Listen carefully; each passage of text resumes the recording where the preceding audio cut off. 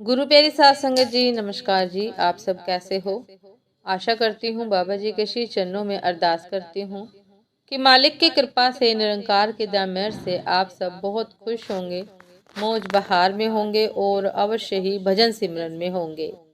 साध संगत जी, मैं हाजिर हूँ आज आप सभी से एक बहुत ही खूबसूरत साखी साझा करने के लिए। उम्मीद करती हूँ ये साखी आप सभी को बहुत पसंद आएगी। तो साथ संगत जी, चलिए आइए समय न गवाते हुए शुरू करते हैं जी। साथ संगत जी, एक राज्य का कानून था कि वो 1 साल के बाद अपना राजा बदल लेते थे। उस दिन जो भी सबसे पहले शहर में आता था तो उसे राजा घोषित कर लेते थे, और इससे पहले वाले राजा को एक बहुत ही खतरनाक और मीलों में फैले जंगल के बीचों बीच छोड़कर आते, जहां बेचारा अगर खूंखार जानवरों से किसी तरह अपने आप को बचा लेता तो भूख प्यास से मर जाता। न जाने कितने ही राजा ऐसे ही 1 साल की राजगद्दी के बाद जंगल में जाकर मर गए।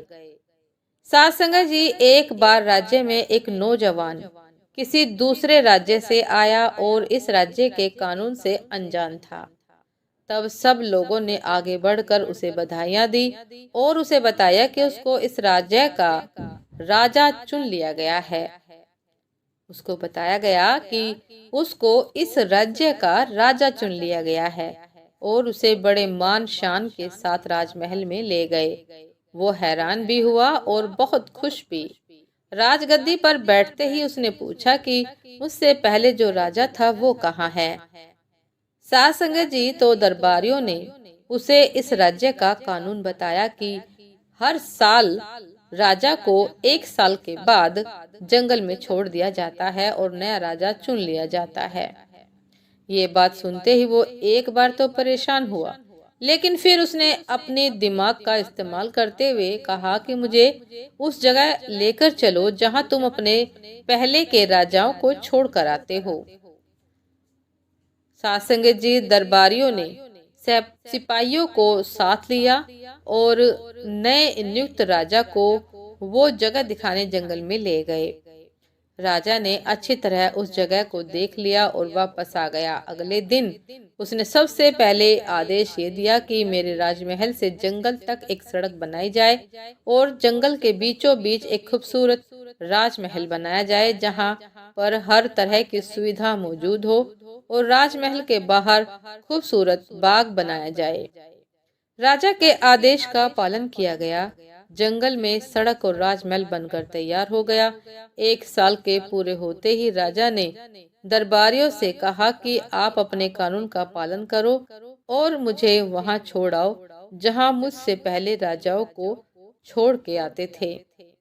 साथ संगत जी, राज दरबारियों ने कहा कि महाराज, आज से ये कानून खत्म हो गया क्योंकि हमें एक अक्लमंद राजा मिल गया है। वहां तो हम उन बेवकूफ राजाओं को छोड़ कर आते थे जो 1 साल की राजशाही के मजे में बाकी की जिंदगी को भूल जाते हैं और अपने लिए कोई बंदोबस्त नहीं करते थे। लेकिन आपने अपने दिमाग का इस्तेमाल किया और आगे का बंदोबस्त कर लिया। हमें ऐसे ही होशियार राजा की जरूरत थी। अब आप आराम से सारी जिंदगी हमारे राज्य पर राज कर सकते हैं। साथ संगत जी, हम हम लोग भी यही सोचे कि कुछ दिन बाद हमें भी ये दुनिया वाले एक दिन ऐसी जगह छोड़ कर आएंगे जहां से कोई वापस नहीं आता। तो क्यों ना हम भी वक्त रहते हुए नेक कर्म और अपने परिवार देश के लिए कुछ करके अपने अगले सफर की तैयारी कर लें, या बेवकूफ बनकर कुछ दिनों की जिंदगी के मजों में लगे रहें और ये जन्म बर्बाद कर ले। फैसला आपका। तो साथ संगत जी, हमें ये फैसला खुद ही लेना पड़ेगा कि हम किस प्रकार की जिंदगी चाहते हैं, 1 साल राजा की या सदा जिंदगी आराम से रहना। साथ संगत जी, ये थी आज की एक बहुत ही खूबसूरत साखी। उम्मीद करती हूँ कि ये साखी आप सभी को बहुत पसंद आई होगी। यदि पसंद आई हो साथ संगत जी, तो लाइक कमेंट शेयर करना ना भूलिएगा। चैनल पर जो भी नए हैं कृपा करके सब्सक्राइब कर लीजिएगा। ताकि चैनल पर मिलने वाली सभी शब्द साखियों के अपडेट आप सभी को समय पर मिलती रहे। साथ संगत जी, आप हमें इंस्टाग्राम पर भी फॉलो कर सकते हैं। इंस्टाग्राम का लिंक डिस्क्रिप्शन बॉक्स में दिया गया है। तो साथ संगत जी, दासी को अभी आगे दीजिए। आपसे फिर मिलते हैं एक नई शुभ साखी के साथ, एक नए विचार के साथ। तब तक के लिए नमस्कार जी। सदा खुश रहिए, मुस्कुराते रहिए, भजन सिमरन करते रहिए। और साथ संगत जी, ये जीवन कब समाप्त हो जाए कोई भरोसा नहीं।